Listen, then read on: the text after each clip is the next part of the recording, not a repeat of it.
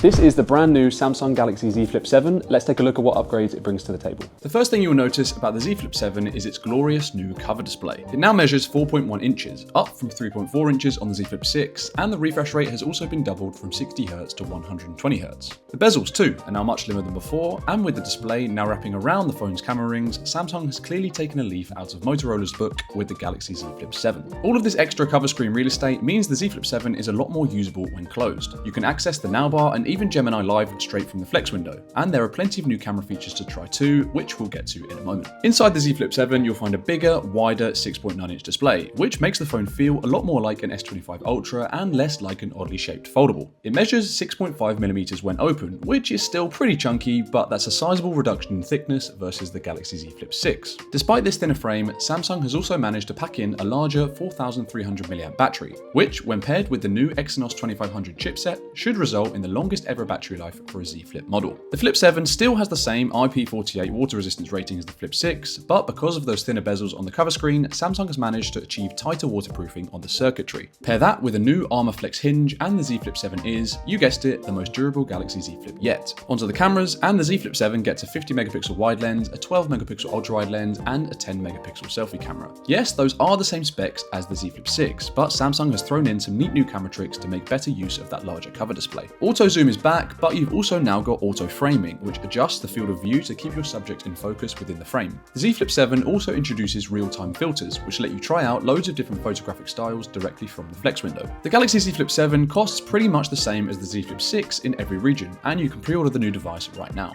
Are you tempted by Samsung's latest flip phone? Let us know in the comments.